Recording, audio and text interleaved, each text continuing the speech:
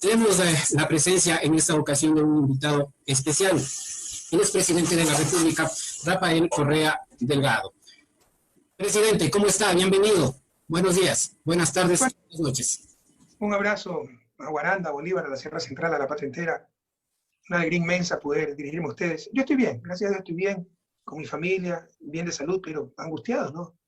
Cómo han destruido la patria y la crisis, la tragedia que estamos viviendo. Pero bueno, de eso conversaremos en esta entrevista y, como siempre, ¿no? Hay que mantener el optimismo, saldremos adelante. Un fuerte abrazo a todos. Muchas gracias, presidente. Antes que nada, quisiera que me responda a esta pregunta. ¿Usted tuvo la oportunidad de hacerme algún tipo de transferencia bancaria, de pagarme algún cheque, de darme una retribución monetaria por esta entrevista, presidente? ¿Por qué le digo? Porque hemos estado promocionando esta entrevista y muchas de las personas han dicho, no sé, ¿por qué será? Que hemos estado en contubernio con usted, que hemos estado confabulados, que cuánto le pagarían el entrevistador por entrevistarme a usted. Por eso me pregunta, presidente. David, te voy a ofender, pero si no hemos conocido, no me acuerdo de usted. Pero en todo caso, qué pena que haya ese nivel de odio, ese nivel de mala fe, de difamación, de hablar sin fundamento. O sea, han inoculado demasiado odio en el país. Superemos eso. El odio no solo destruye al que recibe el odio, destruye sobre todo al que da el odio, al que lo tiene en su corazón. Así no vamos a sacar adelante el país. Olvidémonos de eso. Con amor vamos a sacar el país y con objetividad, hablando la verdad, hablando con pruebas, no repitiendo rumores, infamias. 3 años hemos vivido eso. Ya contestada la pregunta, ustedes ya tienen ahí la respuesta. Yo no he recibido un solo centavo por parte del expresidente Rafael Correa para realizar esta entrevista. Nunca lo hemos hecho, nunca hemos recibido dinero de absolutamente nadie. Y las personas que están de acuerdo con esta entrevista, bienvenidos, muchas gracias. Las que no, simplemente no le sigan. ¿Por qué? Porque como lo dice el expresidente, no es cuestión aquí de enfermarse ni de vivir con los odios. Esto es cuestión de abrir la mentalidad de las personas y saber qué es lo que realmente ha ocurrido y qué está sucediendo en el país. Presidente, recuerdo hace 3 años, casi 3 años exactamente, tuve la oportunidad de estar en el cambio de la posesión cuando usted le puso la banda presidencial al presidente Lenín Moreno. Cuando yo escuchaba el discurso a las personas que estaban sentadas al lado mío, les decía y él les manifestaba, me parece raro lo que él está manifestando. Creo que aquí se está, no sé, confabulando o se está intentando tramar algún tipo de traición. Cuando usted no escuchó ese discurso, presidente, ¿sintió algo parecido? Tú has sido el malillo, entonces. Mira, yo no me quedé. Estaba planificado así, ¿no? Que yo entregaba la banda y salía, porque la fiesta era del nuevo presidente, no del antiguo presidente. Y luego lo acordamos así con Moreno. Y luego este mentiroso fue a decir que me retiré cuando empezó a hablar de la libertad. Ahí está grabado. O sea, es un mentiroso compulsivo, algo, ya, es una enfermedad, el tipo está enfermo. Pero en todo caso, no me quedé, me contaron algunas cosas y bueno, pero no puede estar en todo de acuerdo conmigo, ¿no? Todavía no me imaginaba la traición de la que íbamos a ser víctimas. En todo caso, recuerden que yo entregué la banda y salí directo a la emergencia, con una neumonía que me mantuvo 3, 4 días en el hospital del IES en Quito.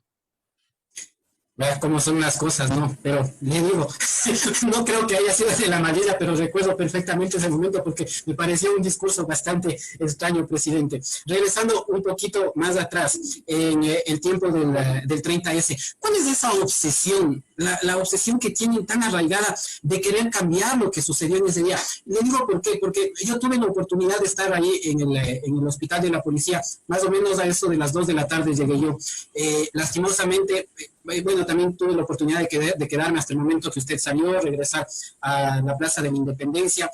Lastimosamente vi fallecer al policía Froilán Jiménez, vi fallecer al muchacho de la Universidad Central, ayudé a rescatar a militares que estaban heridos. Entonces, yo sí viví de cerca y muy de frente lo que realmente sucedió, pero no entiendo cuál es esa obsesión de querer decir que no pasó absolutamente nada, presidente. Para destruir a Correa, para restarme credibilidad, para hacerme quedar como un mentiroso. Y no le importa destruir la patria, la verdad histórica, valores fundamentales. Solamente la verdad nos hará libres. Gracias por su pregunta, David. En parte me alegro que haya estado ahí, que haya podido contactar las cosas, pero eso fue lo que 10 años aguantamos, ¿no? Una campaña de la prensa solo de prestigio, de tratar de restarnos credibilidad, de descontextualizar todo, de exacerbar los errores, diciendo que eran mentiras premeditadas. Y pese a eso, mantuvimos siempre niveles de credibilidad extremadamente altos y los que más nos creían eran los que anticorreístas. Usted ha dicho, los que no les gusta esta entrevista, que no están de acuerdo, bueno, cambien de canal, ¿verdad? Que son los que más nos siguen. Un inmenso abrazo para ellos. Es para ustedes que también que estamos trabajando, para sus hijos, su familia. Superen esos odios gratuitos, no sé quién se los inoculó, no sé por qué. Pero lo único que hemos hecho es trabajar con nuestro país, lo hicimos muy bien. Pero en todo caso, Trataron durante 10 años de destruirnos y no lo lograron. A este señor, 3 años le han solapado todo, le han ocultado todas sus mentiras. ¿Cuál es el plan?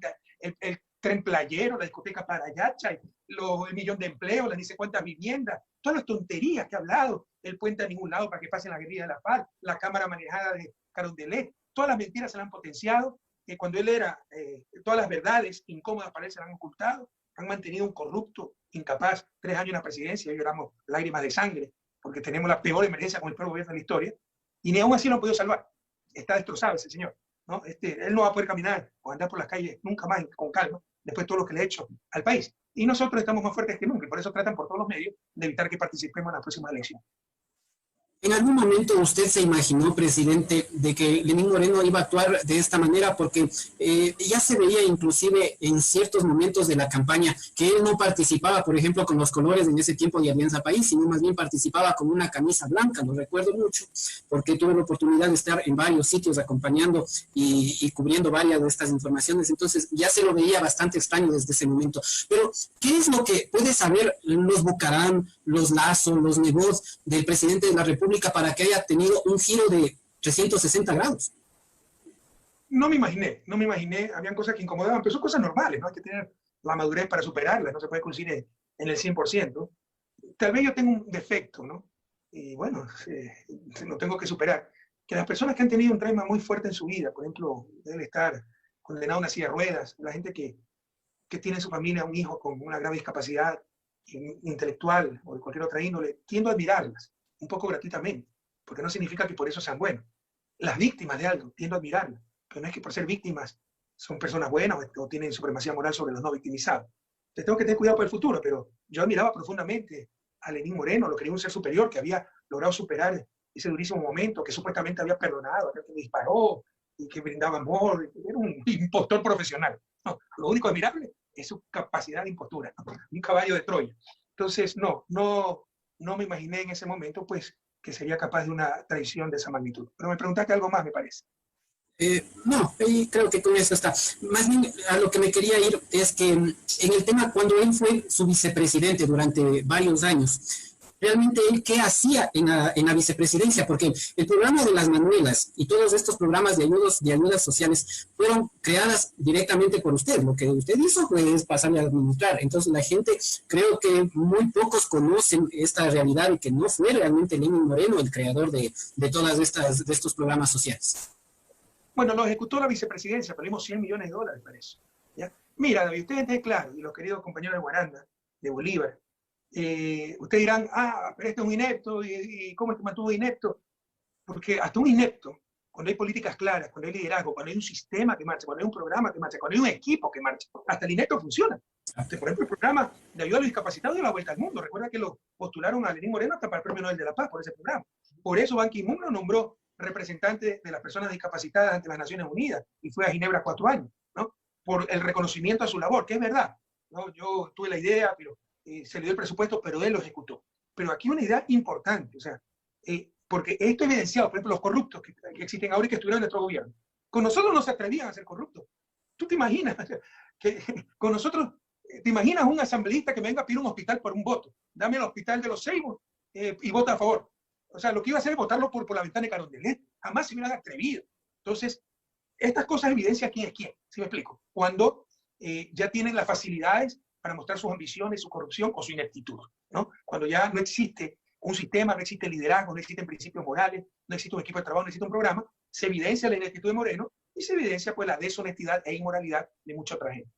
Y por supuesto que creo que muy pocos se hubieran atrevido a hacer eso con usted, debido a que yo recuerdo en muchas de las ocasiones, en las acostumbradas sabatinas, usted tuvo la oportunidad de llamarles la atención a sus propios ministros y jalarles las orejas prácticamente en televisión nacional y delante de tanta gente de medios nacionales e internacionales. Entonces me veo bastante complicado, ¿no? Una vez se me pasaban las manos y pido disculpas, ¿no? Pero era mi afán de servir a la patria y de hecho alguna vez se me disculpé. Pero mira, aquí ya que tocas el tema y te agradezco por esto. Por ejemplo, en el caso de soborno, ¿de qué se aprovecharon? De una asesora mía, que dejó de ser asesora 2014-2015, que hizo una empresa, Nexo Global, a mi espalda, que nunca lo había escuchado hablar siquiera de ella, de esa empresa, que pidió plato de brecha a otras empresas, la agarran, ¿no? Y le dicen, bueno, te vas presa o acusar a Correa y nos acusa a todos. Pero, ¿tú crees que yo hubiera conociéndome. Los que no confían en mi honradez conocen mi temperamento. ¿Tú crees que yo hubiera permitido una empresa donde trabaja el esposo, trabajan los hermanos, trabaja toda la familia y se pagan $4,000 al mes? Jamás, pues, jamás. Pero como hizo esa empresa a mi espalda, resulta que yo sabía todo, esa empresa para lavar dinero, recibimos los sobornos y todo el mundo entonces está condenado, ¿no? Todo el mundo es corrupto. Entonces utilizan pillos que descubren, eso lo hicieron con Lula, con mucha otra gente, para involucrar a todo el mundo. Pero es hasta de sentido común, los que me conocen saben que jamás hubiera permitido una empresa a mi espalda y peor para que trabaje toda la familia en una sinvergüenza. Ahora, dentro de todo esto, de lo que ha venido sucediendo, el gran sacrificado es Jorge Glass. ¿Por qué se sacrificó de esa manera el vicepresidente Glass? Aceptar vejaciones, estar en la cárcel y todo lo que ha pasado con él. Inclusive en este momento conocemos de que se encuentra en peligro su salud por el tema del coronavirus mismo. Porque todavía creíamos que había alguna esperanza con la justicia. Jorge Glass dijo, yo soy inocente, no tengo temor, levánteme la inmunidad. En ese momento no se había partido el bloque, ¿eh? Teníamos mayoría en la asamblea, se requerían 2/3 para levantar la inmunidad de Jorge. Bastaba una instrucción para decir, bueno, no levanten la inmunidad. Pedimos que se levante y se levantó unánimemente la inmunidad. Mira, te voy a hacer una revelación. No creo que la haya hecho. La voy a hacer a tu programa. Yo ya estaba acá en Bélgica, pero obviamente, pues, Carlos Vaca, el fiscal de ese entonces, había sido mi asesor, era conocido, era amigo. 2 días antes me llamó, contentísimo, para decir que había ido a Brasil, no había encontrado nada contra Jorge y que no tenía nada contra Jorge. 2 días después lo involucraba. ¿Qué tratos habrán existido ahí? ¿Qué ofrecimientos? Y por supuesto, ni siquiera acusaron a Odebrecht. Entonces, todavía confiábamos en la justicia. No sabíamos que todo estaba tomado, no sabíamos el alcance de los tentáculos y la maldad de esta gente. Porque Jorge Glass, les aseguro, guarandeño, que es un hombre honesto. Y mire, es tan simple como esto. ¿Quién es corrupto para beneficiar a Odebrecht, a los chinos, a los rusos, a Petro, Tailandia? Es corrupto para llenarse uno los bolsillos, como se acaba de descubrir hace unos días, la plata en fajos de billetes en la casa de un asesor, un asambleísta, que está libre y campante votando a favor del gobierno, porque fue tan solo una amenaza. Todos tienen rabo de paja, porque el propio gobierno que lo ha comprado le dijo, si no aprueban las leyes, mira lo que te pasa lo de Mendoza. Entonces ya pasó la votación, ya ni se lo nombra Mendoza y ni siquiera se lo ha destituido. Pero ahí se encontraron los fajos de billetes. ¿Dónde está nuestra cuenta secreta, nuestras casas, los autos de lujo? Yo vivo en casa alquilada, mi hijo estudia en escuela pública, mi esposa es profesora, para completar el presupuesto no tengo ni carro. Pero Jorge Glass, 20 centavos mal habido no se le han encontrado. A los que se le ha encontrado la cuenta secreta es a Moreno. 100 raya 4 raya 10 71 378 Balboa Bank, a nombre de INA Investment, INA por sus 3 hijas, Cristina, Karina y Irina, en Panamá. Más de un año, en febrero del 2019 se descubrió esa cuenta, la fiscal se la tapa porque la pusieron ahí para encubrir a Moreno y perseguirnos a nosotros. Pero ¿dónde está plata mala vida, Guarandeño? Por ahí empieza la corrupción. Si no hay plata mala vida, ¿cómo pueden hablar de corrupción? ¿Dónde está la plata mala vida de Jorge Glass? Y lleva 2 años, 7 meses preso, por favor. Y en peligro su vida, con medidas cautelares de la CIDH, con peticiones de Naciones Unidas, Comité de Derechos Humanos, liberen a los presos, con derecho por el Código Penal anterior, por el cual fue condenado, ya cumplió 40% de su pena, con derecho a libertad condicional, prelibertad. Lo mantienen preso y con él a otra gente, con tal de no liberar a Jorge Glass. O sea, el odio lo tiene enloquecido esta gente.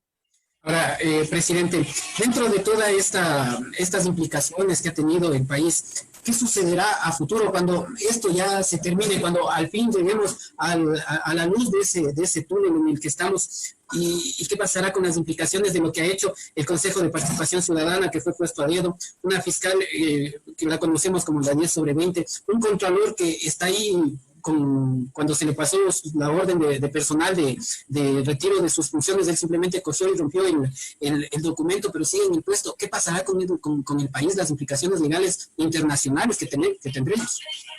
Mira, si es a nivel de crisis, no quiero asustarlos, pero tampoco quiero engañarlos. Con dolor te digo que todavía no veo la luz al final del túnel. Temo que hay muchas cosas por venir, se nos viene una crisis económica terrible, todo el mundo va a tener una recesión, pero ellos van a caer en un barranco, nosotros vamos a ir a un precipicio por ineptitud del gobierno. ¿Cómo? La pandemia. La pandemia, somos el país que peor ha manejado la pandemia a nivel mundial. El virus no lo creó el gobierno, la catástrofe sí. Pero si quieres, de eso profundizamos más adelante. Sé a qué te refieres.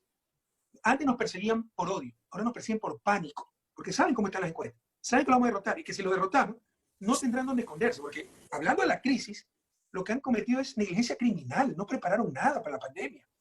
No han preparado nada para mitigar la crisis económica, lo que están imponiendo es el neoliberalismo, privatizar el tren, privatizar todo lo que se pueda, achicar el Estado, votar empleados públicos, permitir que las empresas voten a los trabajadores, cuando la regla de oro era cuidar las empresas y el empleo, ¿no? Pero además tendrán que responder por el asalto al Estado. O sea, por lo menos ha habido 5 rupturas constitucionales graves. La propia destitución inconstitucional del vicepresidente y su reemplazo inconstitucional. Luego también reemplazaron inconstitucionalmente a la presidenta de la Asamblea, ¿acuerdas? Le tocaba Viviana Bonilla, pusieron a esta señora Cabeza, otra corrupta. Luego, pues obviamente, lo pierde todo, es 7 veces sí. Totalmente inconstitucional, con preguntas retroactivas. La pregunta 3 era un golpe de Estado. Luego viene el Trujillato, que se arroga funciones que ni siquiera había votado el pueblo ecuatoriano, que eran inconstitucionales, así lo hubiese votado, pero se fue más allá, nombrar a dedo funcionarios, atribución que nunca le dio nadie. Se declararon asamblea constituyente, que su decisión está por encima de la Constitución, porque son mandatos constituyentes. Tendrán que responder, o sea, esos son delitos, ¿no? Tendrá que responder un impostor como Celi por arrogación de funciones, la fiscal por los fraudes procesales. Por eso van a intentar de todos estos meses, porque si antes nos perseguían por odio, ahora nos persiguen por pánico, porque saben que pierden el poder y sin odio, pero con memoria, en estricto apego a la ley, tendrán que responder por todo lo que han hecho. Presidente, el país durante esos 10 años era reconocido a nivel internacional. El Ecuador se lo conocía inclusive, ¿no?, como el jaguar latinoamericano. Ahora, inclusive instituciones como la Interpol, cuando reciben este tipo de documentos que son prácticamente una persecución política, lo único que hacen es recibir y botarlo a un lado al tacho de la basura. La imagen del país está por los suelos, presidente. Tanto nos costó ponernos en la mira del mundo para perderlo en tan poco tiempo. No, y tienes razón, y eso destroza el alma. Yo te decía que estoy bien en salud, en buena salud, con mi familia, pero con el alma destrozada. Mi patria es mi proyecto vital, y íbamos tan bien. Y este gobierno, o sea, es la muestra de manual cómo en 3 años se puede destruir un país. Hace 3 años, recuerden, guarandeños, bolivarenses, Ecuador era el ejemplo de todo lo bueno. En el 2009, cuando fue la epidemia H1N1, Ecuador fue el ejemplo para toda América Latina. Fue el primer país en reaccionar y el que mejor lo hizo. Ahora somos el ejemplo de todos los malos. Lo que pasó en Ecuador, lo que pasó en Guayaquil, los videos, dan la vuelta al mundo. Yo lo vi aquí en noticieros belgas y se me agarraba el alma de tristeza y de indignación. Lo pasaron en Sao Paulo, en Brasil, como ejemplo de lo que no hay que hacer. Miren lo que nos pasa si no respetan el aislamiento. En El Salvador, lo usaban como ejemplo de lo que no se tiene que hacer. O sea, Ecuador, ejemplo de todo lo malo. Pero no es estos 2 o 3 meses de pandemia. No es la razón de eso. Estamos cosechando o están cosechando lo que sembraron 3 años. 3 años permitieron un traidor. Era contra Correa, no hay problema. Pero si eres traidor, hay alta probabilidad de que seas corrupto, que significa que no tienes principio. Inepto, ¿ya? Que desbarató el Estado, destruyó a la patria, pero con tal de que destruya a Correa, no hay problema. Y hoy lloramos lágrimas de sangre. Tenemos la peor emergencia, yo creo que la peor emergencia de la historia del país con el peor gobierno. Vamos directo al precipicio. Entonces, bueno, usted se me adelantó en ese sentido, presidente. El país no está preparado para esta nueva normalidad que se viene. Más que nada por el mal manejo que se tuvo de la pandemia. Se han hecho grandes esfuerzos, pero por empresas privadas, por personas del ámbito privado, más no por el gobierno, porque lastimosamente en muchos países del mundo, digamos en la gran mayoría, el gobierno, el Estado ayudaba o ayuda a sus ciudadanos para soportar este encierro, esta pandemia, mantenerlos en sus hogares. Pero lo que pasa aquí es al contrario. Nosotros somos quienes tenemos que sacar la poca plata que tenemos en nuestros bolsillos para darle al Estado, para mantener al Estado. Y lastimosamente, esa poca plata que nosotros podemos aportar, se la roban, presidente. Pero mira, de esta no vamos a salir sin costo, David. Pero que paguen los que más tienen. Pero mira esa ley que acaban de aprobar. No les cobran 20 centavos los bancos guarandeños. Eso es gente culta. Y hay los compañeros indígenas. Y sectores como San Miguel, Tierra de Maestros, Guaranda, Bolívar, Tierra de Maestros. Los que tienen en sus manos el presente y el futuro de la patria. Deben saber estas cosas, ¿no? No cobraron 20 centavos a las grandes fortunas. Antes de la caída del precio del petróleo, antes de la pandemia ya decreció la economía en 2019 por mal manejo. Porque en 2017 dejamos creciendo la economía, creció. 2018 creció. 2019 decrecimos, pero los bancos rompieron récord en utilidad. En Bolívar ganó Lazo la última elección. Rompió récord en utilidad del Banco de Guayaquil, $60 millones. ¿Por qué creen que apoya al gobierno? Fidel Ega, dueño del Amazonas, tiene 3 bancos. Pichincha, Daines, una especie de banco, y Rumiñahui. Ganó más de $200 millones. En total ganaron más de $600 millones y los mandaron fuera del país, ni siquiera los dejan en el país. Y rompen récord. Nunca han ganado tanto cuando los guarandeños tienen menos trabajo, cuando los ecuatorianos ven decrecer sus ingresos, cuando el tendero de la esquina vende menos. Ellos rompen récord de utilidades, porque son los que están cogobernando. Pero bueno, si ellos cogobernaron y nos llevaron a este desastre, que paguen algo de los 600 millones. No se les ha cobrado 20 centavos. 20 centavos. Se le debió haber cobrado, como hicimos en el 2016 con el terremoto, un impuesto a las grandes fortunas de más de $1 millón.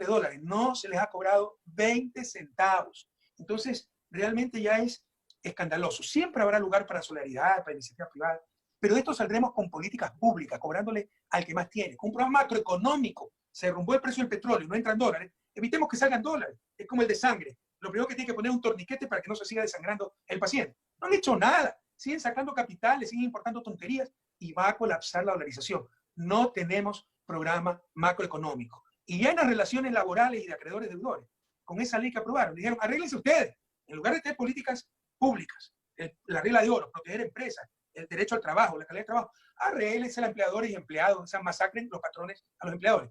Arréglense las acreedores y deudores, o sea, que te puedan botar de tu casa, ejecutar la garantía, ponerte como deudor insolvente. No hay derecho, o sea, es un gobierno no solo ausente, indolente, corrupto, que lo que está aprovechando esta gravísima crisis no es para salvar vidas, no es para mitigar los costos económicos, es para privatizar todo, para imponernos el programa del FMI, para imponernos el neoliberalismo, reducir el Estado, votar empleados públicos, reducir salarios públicos, flexibilizar el mercado de trabajo. Y revisa el acuerdo firmado con marzo de 2019 con el Fondo Monetario Internacional, es todo lo que exigía el Fondo Monetario.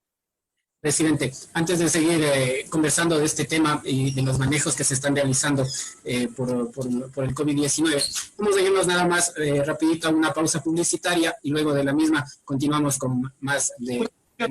Me parece que en la ley sí cuidan de que no se pueda votar a la gente que no paga los alquileres, ¿no? Eso sí, se preocuparon. Pero el resto es que el acreedor masacra al deudor. Me ratifico en eso. Excelente. Pues vamos a la pausa publicitaria. En breves segundos continuamos con más de este diálogo con Rafael Correa Delgado, expresidente del Ecuador. Regresamos. Este noticiero llega gracias al auspicio de Hostal Mansión del Parque, más cerca de todo. Loom Moments, el mejor estudio fotográfico. Arnold Classic, tu gimnasio. Autocentro Guaranda, la mejor solución automotriz. Cabina 7, tu radio online. Don Dago, tradición de familia. La Quinta, chocolate fino de aroma. Antiestrés, el programa número 1 en sintonía. Loster, el mejor restaurante gourmet de Chimbo. Doctor Diego Larrea, ginecólogo, obstetra. Crear, personalizar y diseño, todo en sublimado. La Chacota, el mejor programa de humor en radio. Don Vago Café, un café con tradición. Pintaú, el mejor taller de pintura de la ciudad. Lorenza, la mejor boutique con las mejores marcas. Tecniauto, la solución para tu auto siniestrado. Consulting Group, el mejor centro de capacitación en el área de salud.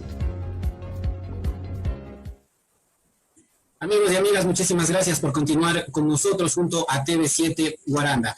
A quienes nos siguen a través de la www.cabina7.com, Facebook como TV7 Guaranda y la retransmisión de Cabina 7 Radio Online. Continuamos con esa conversación con el expresidente de la República, Rafael Correa Delgado.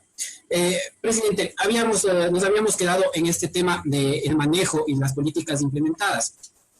¿Qué siente usted cuando podemos ver a la gente, a profesores que usted tanto apoyó, que ahora ya no se les paga puntualmente sus sueldos? Creo que van con un mes atrasados. Pero en mi sentido, el sentir de usted, hay mucha gente que se olvida cómo se vivía antes, en el pasado, cuando los profesores no les pagaban 3, 4 meses, cuando iniciábamos clases, y lo recuerdo porque yo fui estudiante, iniciábamos clases, íbamos el primer día de la inauguración e inmediatamente nos íbamos a 3 meses de paro porque los profesores no les pagaban. Pero toda esa realidad cambió, se les pagó puntualmente, se les subió los sueldos, se dignificó muchas de las cosas. Ahora que a los altos dirigentes de la UNE se les quitó muchas de sus prebendas, lógicamente les ha de haber dolido en el bolsillo como a todo el mundo duele. Pero ¿cuál es ese sentimiento cuando todas estas personas lastimosamente ahora no tienen que poner en sus platos de comida? Un gran dolor. Pero muchas de esas personas de Bolívar, por ejemplo, dejaron de votar por nosotros. Se olvidaron del viejo país. El viejo país está de regreso.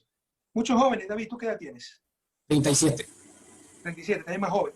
Pero jóvenes de 20, 25 años, que tenían cuando empezó la Revolución Ciudadana, hace 14 años, 6 años, 10 años, no se acordaban, no conocieron al viejo país. Y porque tuvimos casos de corrupción que 10 años es imposible. Y si volvemos a ser gobierno, es imposible que les ofrezca no vamos a tener caso de corrupción. No es verdad. El gobierno honesto es el que lucha contra la corrupción, no tolera la corrupción, pero es imposible controlar decenas de miles de funcionarios públicos, es imposible, ¿no? Entonces, te hicieron creer que la corrupción había empezado con nuestro gobierno, que todos éramos corruptos, y si robaba el consejo, la culpa era del presidente. Mira cómo han robado ahora, ¿por qué metan preso a Moreno? No, son cómplices de Moreno. En todo caso, le hicieron creer eso. Bueno, ya volvió el viejo país. Que se roben las mascarillas, en la funda para los muertos, se reparten en los hospitales. Ese es el país que yo encontré. Lo más fácil era comprar conciencia de los asambleístas, votos, entregando los hospitales y las aduanas. Acuérdate los grandes pactos. Revisa Osvaldo Hurtado, año 83, para tener apoyo de la Asamblea, presidente del Congreso en ese entonces, Gary Esparza, ex vigilante de tránsito. De frente le entregó las aduanas. Y obviamente le entregaba las aduanas no para controlar mejor, para robar. Ese es el viejo país. Eso se desterró con nosotros. Que esa corrupción de alto vuelo, no, paraísos fiscales, ¿no? Y que no los permitíamos tampoco, ya los volvieron a permitir, para que sigan robando. Y la plata ni siquiera llegue por Ecuador, es decir, nadie se entera de esas cuentas secretas. Pero en todo caso, esa corrupción generalizada fue desterrada. Bueno, ya está de vuelta. Como está de vuelta el atraso de los sueldos. Pero lo que más indigna, por favor, entiendan, estas son opciones políticas, elecciones políticas. Porque la deuda externa nos atrasaron. Entonces, ¿por qué? ¿Por qué se puede atrasar de sueldos y no de deuda externa? No hay nada que lo justifique, que no sea el poder y quienes nos gobiernan. Como ellos mismos son los tenedores de deuda, pagaron hasta anticipadamente 1.000 millones en deuda. Anticipadamente. Pero que se atrase el sueldo de los maestros de Bolívar, no hay problema. Eso no es natural, por Dios, entiendan. Eso demuestra tan solo quién está en el poder. Ustedes saben que si hubiera estado en el poder, le hubiera dicho a los acreedores, al capital, es técnico y ético. Técnico, porque si pago de externo la plata sale del país y se deprime la economía. Si le pago al maestro de San Miguel, va a comprar a la esquina pan y se reactiva la economía. ¿Ya? Y ético, porque el riesgo debe caer sobre el capital, no sobre los seres humanos. Yo le hubiera dicho, motivo de fuerza mayor, lo siento mucho, me duele porque es una deuda legítima, pero no les puedo pagar y pago salarios. Aquí hicieron lo contrario, porque los que están en el gobierno son los representantes del capital, no de los maestros, y son los mismos tenedores de deuda. Entiendan que el problema es político. Hay cosas técnicas. No vamos a salir de esta crisis sin costo. No hay soluciones milagrosas, pero se pudo hacer mucho mejor. Si hubiera gobernado, si hubiera estado en el gobierno, representantes, un representante o representantes de las grandes mayorías, de los maestros, de los buenenses, de los grandeños, de la gente de Chillán, San Miguel, y no de los banqueros, de los grandes importadores, de las mismas élites de siempre. Pero ¿qué es lo que puede estar sucediendo en la mentalidad del ecuatoriano, presidente? Porque vemos a la gente que está como dormida, aletargada, porque por menos del 5% de lo que está sucediendo con este gobierno, ya Bucaram cayó, ya Lucio Gutiérrez cayó, ya Yamil Maguad cayó. Entonces, no entendemos qué es lo que pasa. Yo sí entiendo, y esto es otra dolorosa enseñanza, dolorosa lección, que tampoco la conocía. Tú puedes poner 1 millón de personas en Quito, que si los grandes poderes, cual Césares modernos, no hacen el pulgar para abajo, se sostiene el gobierno. O sea, el gobierno se sostiene, no porque tenga apoyo popular, es el gobierno más impopular del mundo y de la historia del Ecuador. Está en los mismos niveles que Bucaram, que Maguad. Pero ya aprendió la oligarquía. Cuando sacaron a Lucio Gutiérrez, llegó Alfredo Palacio, me puso ministro y llegó Rafael Correa. Entonces están aterrorizados porque tuvieron que pagar impuestos, porque no me imponían los ministros, porque los bancos no ponían el superintendente de banco, porque no los subsidiábamos a los bancos, a los grandes industriales, sino a los pobres. Entonces ya quedaron curados de espanto. Te dicen cualquier cosa menos Correa. Entonces, con esa decisión, han mantenido a sangre y fuego a este inútil, ¿no? ¿Cuáles son esos poderes fácticos? Empezando por la prensa. Por favor, revisen. Los grandes medios me refiero. Sin el apoyo obsceno de los grandes medios, cómplices abiertos del peor gobierno de la historia, Moreno no hubiera podido hacer ni la 10ª parte de lo que hizo. Trujillo no hubiera podido hacer nada. Hubieran perdido la consulta popular. Yo tuve que luchar contra todos los medios de comunicación juntos, que nos censuraron, nos blindaron, nos bloquearon totalmente nuestros mensajes. Entonces, los medios de comunicación, Teleamazonas, Ecoavisa, El Comercio, El Universo, muchas radios, los grandes poderes económicos, las cámaras de producción, los banqueros, que sostienen descaradamente este tipo, la alta oficialidad de las Fuerzas Armadas, la alta oficialidad de la policía y la embajada de Estados Unidos. Entonces, con esos 5 soportes, mantienes hasta Pinocho, pues hasta un títere. Entonces, si alguna lección hemos sacado de esto dolorosa, es que creíamos que teníamos capacidad con movilización popular para sacar un gobierno malo, traidor, pero dependía de estos poderes fácticos. Cuando se sacó a Gutiérrez fue porque los poderes fácticos dijeron, te vas. Cuando se sacó a Maguad algo similar, a Bucaram algo similar, con Moreno dijeron, hay que sostenerlo por todos los medios, si no vuelve a correr. Si no, le damos la razón a Correa, y por eso sigue ahí el peor gobierno de la historia, con la peor crisis de la historia. Y hay mecanismos constitucionales para sacarlo. Constitucionales. Presidente, haciendo un recuento de lo que ha sucedido en la provincia de Bolívar. Perdón, me faltó un poder fáctico en la clase política tradicional. Todos se unieron contra nosotros. Empezaron por Pachacutia, que siempre ha sido aliado del gobierno, cómplice del gobierno. Entonces, esa gente lo sigue apoyando en la Asamblea con tal de no darle la razón a Correa. No les importa el país, no les importa el pueblo ecuatoriano, les importa su odio contra Correa y sus espacios de poder. Entonces, esto nos ha demostrado que pueden salir 1 millón de personas a las calles, pueden matar a la gente, pero si esos 6 poderes no dicen te vas, no se va ese gobierno. Eso comprueba entonces a la práctica lo que ha sucedido con los dirigentes, grandes dirigentes indígenas, como Vargas, por ejemplo, que en un inicio dijo que iban a plegar al paro porque ya era insostenible este tema y a última hora se retrató. E inclusive también se puede hablar de Leonidas Aziza, que ahora ha salido a decir de que ya puede o podría estar conversando con el correísmo, como lo dijo él, con el correísmo para poder llegar a algún tipo de acuerdo de gobernabilidad. Me aprovecho que tocaste la protesta de octubre para una reflexión. ¿Por qué fueron las protestas de octubre? Porque quisieron elevar el precio de los combustibles para obtener ingreso fiscal, ¿no? Liberando el precio de los combustibles. Ahora lo liberan para reducir el precio de los combustibles.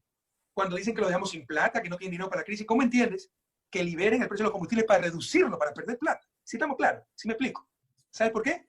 Porque lo importante era liberarlo para privatizar la importación y distribución de combustible. Ah, pero estoy de acuerdo con la privatización. Yo no estoy tan de acuerdo, pero bueno, privaticen.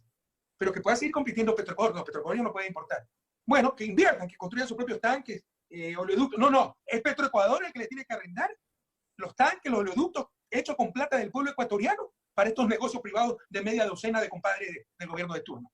Se entiendan lo que están haciendo. Están aprovechando la crisis para privatizar hasta el alma, para imponernos el neoliberalismo. Hecho ese paréntesis, vamos a los dirigentes indígenas. No, yo a esa dirigencia, Vargas, Lula Escriván, Salvador Quispe, Luis Macas, esos han vendido al mejor postor. O sea, yo no caigo en esa trampa. Yo he dado un año de mi vida viviendo con los indígenas, tengo compadres indígenas, grandes amigos indígenas, conozco el mundo indígena y sé que como en cualquier grupo humano hay gente honesta y hay gente corrupta, hay gente buena y gente mala, ¿no? Entonces yo no voy a mitificarlo. Dentro de la dirigencia de la CONAIE lamentablemente hay gente muy mala, se vendió a este gobierno, han sido cómplices a este gobierno, le dieron la tabla de salvación a este gobierno. Después de 12 días de paro con una represión que no se ha visto ni en la dictadura, 11 muertos, 1.300 heridos, 1.200 detenidos, lo que dicen, no, baja el precio de los combustibles y ya todo se solucionó. Imagínate.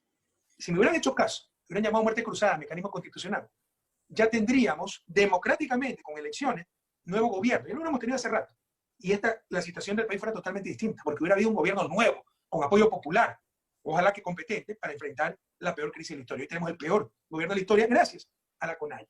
Entonces, con esa gente no vamos ni a la esquina, siempre con el pueblo indígena. La verdad es que las protestas rebasaron a la cúpula. Fue de las bases la protesta de los dirigentes territoriales. La cúpula no quería la protesta porque es cómplice del gobierno y lo que hizo fue salvar al gobierno. Pero la amiga Isa no lo conozco, ¿no? Insultaba a los correístas, me dicen en la protesta, pero si quieren conversar, conversaremos. Siempre estaremos con las puertas abiertas para conversar con esos dirigentes no contaminados de la gran cúpula, los ponchos dorados de la CONAIE, gente alguna muy mala, muy violenta, deshonesta. Pero con los dirigentes sanos, y no lo conozco la amiga Isa, conversaremos. Siempre estaremos con el movimiento indígena, pero respetando ciertas líneas rojas. De la traición no se vuelve, de vender a la patria no se vuelve. Y siempre buscaremos gente buena, gente sana, con ese objetivo común, sacar a los indígenas de la pobreza, sacar a la patria de su desarrollo. Presidente, cuando hemos podido ver un gran cambio, una transformación en la provincia de Bolívar, es así, por ejemplo, la rehabilitación de la carretera Ambato-Guaranda, muchas otras carreteras, la de Guaranda a Echandía, en fin.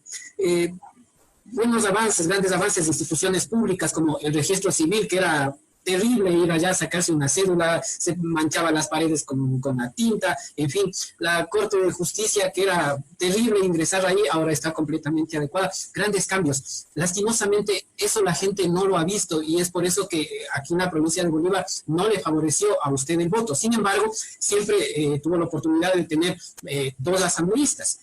¿Qué recuerda usted de esa época cuando nos visitaba la provincia de Bolívar? ¿Qué le decían a usted los asambleístas, presidente? Nombremos, por ejemplo, a Pajo Gavilanes, en fin. Fue uno de los más grandes sinvergüenzas, ¿no? Y uno de los motivos por los que sacábamos baja votación en Bolívar. Entiendan los bolivarenses, o sea, yo prefiero que me subestimen a que me sobreestimen. Pero como era un presidente que trabajaba de lunes a domingo, 14, 16 horas diarias, que trataba de estar en todo, ¿creen que conocía hasta el último director del departamento tanto y que adivinaba los pensamientos? No, yo también puedo ser engañado. Entonces parece que este Fafo Gavilanes era un mafioso pues, en Bolívar, que tenía sus redes y una corruptela terrible, pero no lo hemos sabido. Ahora es evidente, ¿no? Con esa traición y todas las cosas que le han dado. Les pedimos disculpas por eso, pero no podemos saberlo. O sea, un proyecto tan grande como el nuestro, 10 años, que ganamos, en un momento ganamos 100 asambleístas, que tú tienes que tener jefes políticos, ¿cuántos? Solo qué sé yo, en directores, jefes políticos, entonces serán unos 3.000 funcionarios, ¿no? Todo el aparato del gobierno central, los principales serán 6.000 personas. No puedes garantizar porque los 6.000 sean honestos. Peor si son autoridades regionales de una provincia. Entonces también la gente tiene que llegar a controlar esas cosas, ¿no? Uno no puede conocer todo. Sin embargo, yo respeto mucho el sentimiento de los bolivarenses. Creo que la realidad nos ha dado una dura prueba, ¿no? Por buscar lo perfecto, miren lo que sufrimos ahora. Pero es verdad que para la obra inmensa que hicimos, pese a todos los errores que se pudieron cometer, y no solo la obra física, ¿no? Recuerda que Antes se pagaba para la escuela pública $25. Las madres tenían que elegir qué hijo mandaban a estudiar y qué hijos los dejaban sin estudiar, porque no tenían, si eran 3 hijos, no tenían los $75 de contribución voluntaria. Ahora es gratis, con uniformes, con colación, con libros gratuitos, tremendos incentivos para que, o sea, van a la escuela y salen ganando, no perdiendo, no les cuesta, reciben, ¿no? Entonces hay muchas otras cosas, la electricidad, la medicina, la repotenciación del hospital de Guaranda, muchísimas cosas más allá de la infraestructura en sí mismo. Pero si con todo eso no reconoce el trabajo de uno, ¿qué lo va a hacer? Me explico. Ya es responsabilidad de cada quien. Sí tenemos ese problema con todo respeto, ¿no? Que nos tienen en su desarrollo. Los latinoamericanos en general somos muy emotivos, menos racionales. Los anglosajones son muy racionales. Un anglosajón, un republicano de repente te puede votar por Obama si está haciendo un buen trabajo, ¿no? En cambio, nosotros preferimos hundirnos, pero a mí me cae mal Correa, este mono, me cae mal, entonces no voto nunca por él. Nos quedamos en la forma, no en el fondo. Digamos en el fondo. Y el fondo es tan sencillo como esto. ¿Cuándo vivimos mejor, ahora o con el gobierno de la Revolución Ciudadana? Nunca ha habido una transformación tan profunda en el Ecuador, reconocida en el mundo entero, con 2007 al 2017. A tal punto que no pueden ocultarlo y tratan de desprestigiarlo, que esto es sobreprecio, corrupción, mentira. Llamaron a los ajustes de contratos sobreprecio. Lo importante, pregúntense, ¿cuándo vivió mejor? ¿Ahora o antes? Si era antes, en la Revolución Ciudadana. En las próximas elecciones, todo por la Revolución Ciudadana y recuperaremos juntos la patria. Así es. Ahora, en el manejo de lo que es la educación, presidente, las políticas que se están implementando lastimosamente no son, vemos, las adecuadas, porque la ministra parece que no conoce la realidad de nuestra provincia de Bolívar. Mucha gente que vive en el campo no tiene acceso a internet, no tiene acceso a un teléfono, no tiene acceso ni siquiera, en muchos casos, a luz eléctrica, y se pretende mantener un tipo de educación como la virtual cuando no estamos realmente preparados para eso. Un ruido muy fuerte, como un perro chillando, ¿no? Ya, bueno, ya pasó. ¿Era un perro chillando o era interferencia? Parece que son perros que están llorando.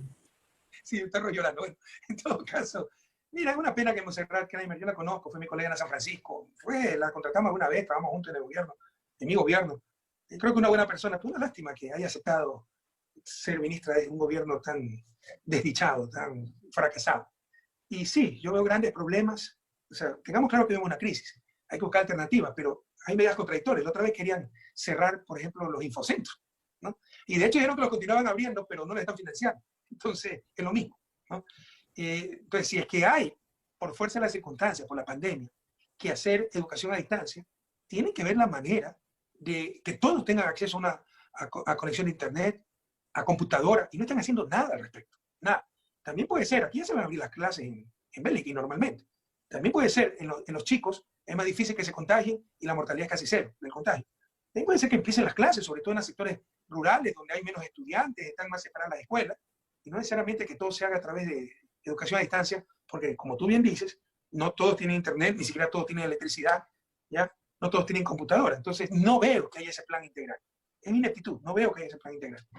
Me parece que en el 2011, no estoy muy seguro del año, presidente, usted implementó una política que era internet con las computadoras a 2 años plazo con CNT.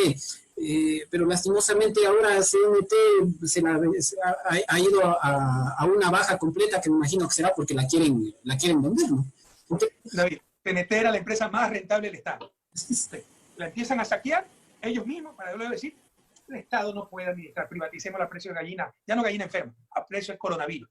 No caigan en esa trampa. Acuérdense lo que era de la refinería. Acuérdense lo que era de Coca-Cola Sinclair, que ahora está exportando energía a Colombia. ¡Ay, la fisura! Claro, es una construcción nueva. Habrá que errores, hay que corregirlo. Todas las hidroeléctricas. Paute, ¿cuántos problemas tuvo? Y con eso nos engañan, ¿no? Es para privatizar. Ya no caigan en esa trampa. Entonces, CNT, no recuerdo tu programa, el programa que me dice. Sí, o sea, lo que es claro, y eso fue Jorge Lar, revisen cuánto era el internet banda ancha, cuánto era fibra óptica antes de nuestro gobierno. Eran unos cientos de kilómetros. Ahora son decenas de miles de kilómetros. Somos el país de la región con mayor profundización de Internet. Y eso es obra sobre todo de Jorge Glass.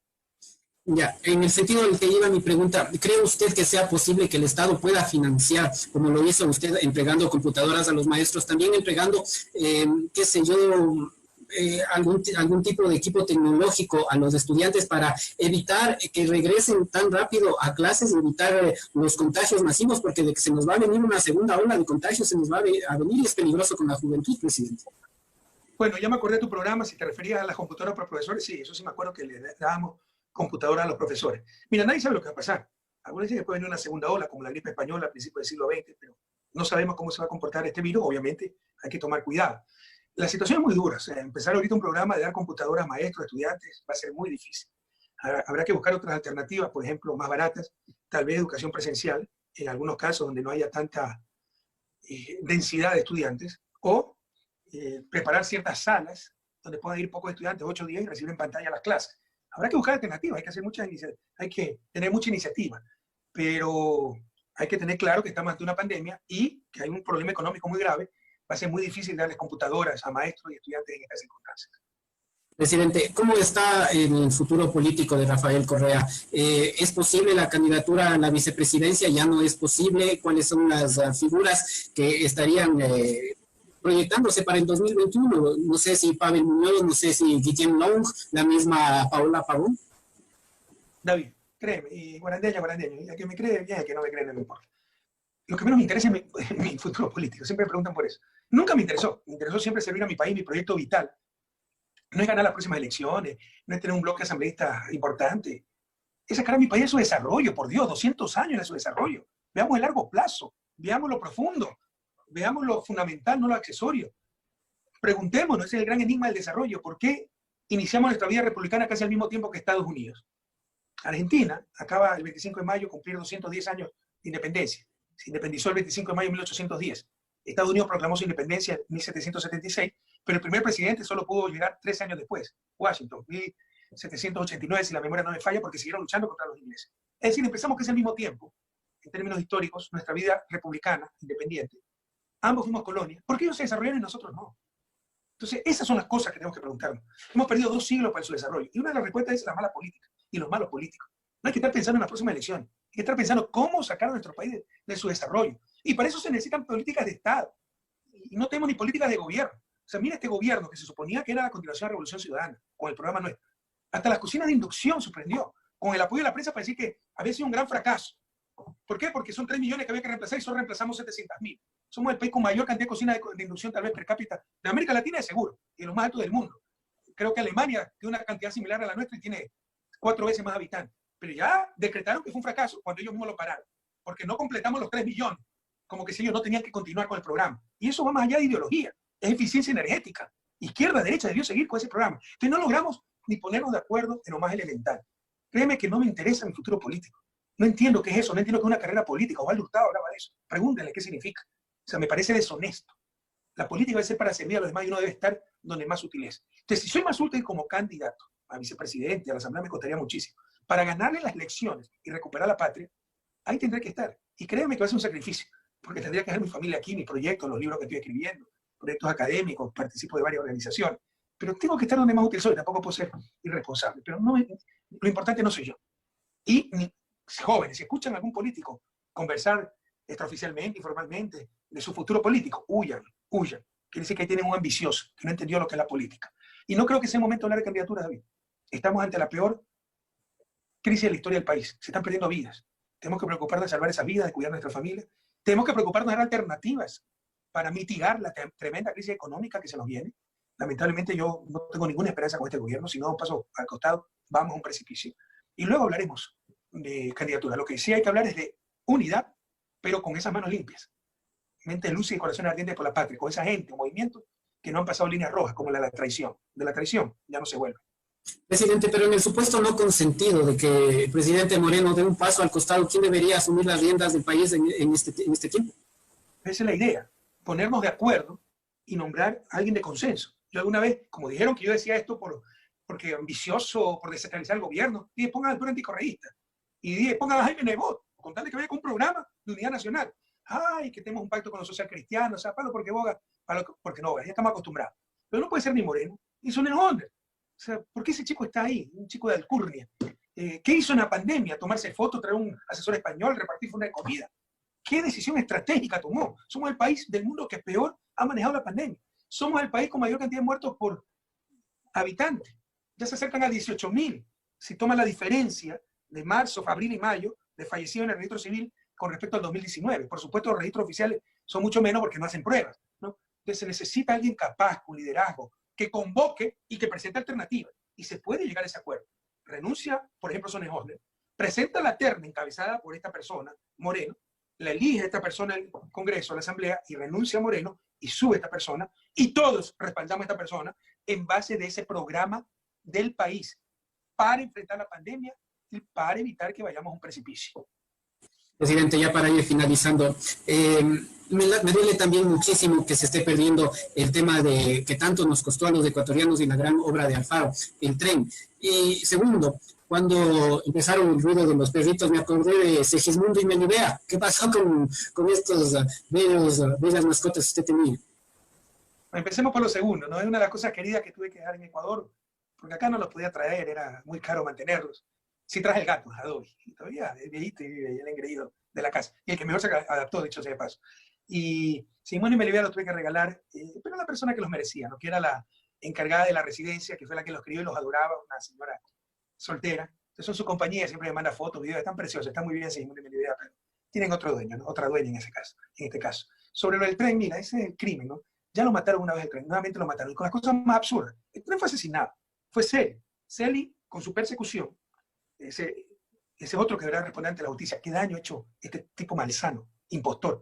¿Qué persona honesta va a querer volver a la función pública? Si a todo el mundo le desglosa juicios penales, mal uso del avión presidencial, juicio penal. Que te pasaste de acuerdo ahí al coeficiente de deuda, que es mentira, juicio penal. Esas cosas serían la suma administrativa. ¿Y qué tiene que ver el presidente de la República con que no se anotó el nombre de los pasajeros de un avión? Pero ya no saben qué hacer. Entonces, este tipo glosó a los gerentes de los ferrocarriles por haber dado tickets gratuitos a las operadoras turísticas regalan para que vengan los dueños de esas operadoras, gente de influencia, como hacen los hoteles nuevos. Te invitan al cantante, te invitan al líder de opinión, al periodista famoso, que vayan al hotel, lo conocen y después ellos difunden. Es un hotel magnífico, es la mejor publicidad. Así también se hace con estos paquetes turísticos, se les dio a las operadoras tickets, los glosó, que habían regalado tickets, y también involucró a las operadoras. Todas se espantaron, dejaron de trabajar con el tren. Al tren lo quebraron. Perdía plata, pero es otro error. Creer que toda empresa pública debe ganar plata. ¿Cuál es la rentabilidad de un monumento? Entonces, por eso no hemos tenido monumento. No, es que esa es una empresa, entonces sí tiene rentabilidad. No, si es una empresa de parques, ¿por qué haces empresa? Porque tal vez vas a alquilar espacio para un bar, ¿no? Y vas a tener que contratar a jardineros, entonces mueves ingresos, egresos. Pero no tiene que ser rentable, porque si empiezas a cobrar la entrada del parque, nadie te va al parque. Es para manejar de forma más ágil ingresos, egresos. No lo han entendido. Además, lo que hay que ver es la rentabilidad social, el monumento, ¿qué rentabilidad tiene financiera? Esa es la torpeza de los neoliberales, todo lo ven en dólares, ¿no? Entonces no hagamos monumentos, no hay que gastar plata y no hay ninguna rentabilidad financiera. Llevémonos la columna de los próceres en la Plaza de Independencia, destruyámosla. Qué absurdo, ¿verdad? Entonces el tren, además, tenía una gran rentabilidad social y financiera, pero indirecta. ¿Por qué? Porque era el ancla. Se lo nombró en algún año el mejor proyecto turístico del mundo, el tren más bello del mundo, el tren de Alfaro. Era un ancla, los turistas venían, el tren no se podía sustentar financieramente, perdía plata un poco, tenía que ser subsidiado, pero ese pasajero que venía a Estados Unidos, Canadá, Europa, no venía solo al tren. Después venía a Quito, después a Guaranda, después a Cuenca, después a las Galápagos, y daba mucho más que no recibía el tren, pero quedaba en el país. Pero no solo eso, fue la rentabilidad social. 32 comunidades vivían del tren. Ahora esas 32 comunidades, ponle cuántos jefes de familia por comunidad. 100. 3.200 jefes de familia. En el desempleo. Van a tener que darles bonos, van a tener que darles ayuda, y al final están perdiendo más plata que mantener al tren. Tanto se quejaban de que no era autosustentable financieramente, porque el error es creer que todo debe ser autosustentable financieramente. Con ese criterio, no hagamos monumentos. Es un absurdo, pero no entiende nada de esa gente. El tren era tremendamente rentable, era un ancla para el turismo internacional, era un proyecto bellísimo, era una especie de monumento. La memoria de Alfaro nos dignificaba como ecuatorianos, pero no solo eso. El impacto social era brutal porque revivió 32 comunidades que habían muerto con el primer asesinato del tren. Ahora es el segundo asesinato del tren de Alfaro. Qué pena, lastimosamente. Presidente, quiero agradecerle por haber aceptado este diálogo con nosotros. Ojalá tengamos una próxima oportunidad para seguir conversando, porque quedan muchísimos temas más que seguir, pero lastimosamente ya no nos da el tiempo. Le dejo con sus palabras su mensaje final. Bueno, un abrazo a Guaranda, a todos los cantones, ¿no? San Miguel, Echandía, Chillanes, tierra tan querida. Un abrazo a todo Bolívar, a la Sierra Central, donde no sé, sí, nos falta un poco de apoyo. Bueno, aceptamos nuestras responsabilidades, pero ustedes solo pregúntense, ¿cuándo vivíamos mejor? Ahora aguante. Tenemos que recuperar la patria, compañeros. Esta gente ha demostrado cómo en 3 años se puede destrozar un país. Nosotros lo hicimos muy bien y por ustedes. Claro, con fallas como toda obra humana, pero es indudable cómo cambió la patria de 2007 al 2017, cómo cambió Guaranda, cómo cambió Bolívar. Bueno, lo principal, cuídense ante esta pandemia, cuídense ustedes, sus familias, pero cuiden también a la patria. cuiden a su provincia, cuiden nuestros sueños. Vienen tiempos muy duros, se nos acerca una crisis terrible, con este gobierno vamos directo al precipicio. Lamento decírselo, no esperen de mi engaño, esperen siempre la verdad, pero tampoco esperen desesperanza, pesimismo. Pese a todo, a ser optimistas, juntos saldremos adelante, que nos roben todo menos la esperanza. Vienen momentos muy duros, pero saldremos adelante, pero gran parte de la solución está en tus manos. Se acercan elecciones, tu voto es tu mejor arma. Vota por la prosperidad, por la felicidad, por ese país de la alegría que tuvimos del 2007 a 2017, por ese país de la dignidad, no por los causantes de esta tragedia. Todos se unieron contra nosotros. No les importó destruir la patria por destruir a Correa. Ahí está. Ahí están las consecuencias.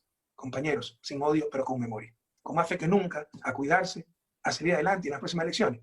Todito Revolución Ciudadana. Kayakama Machicuna. Un abrazo a todos.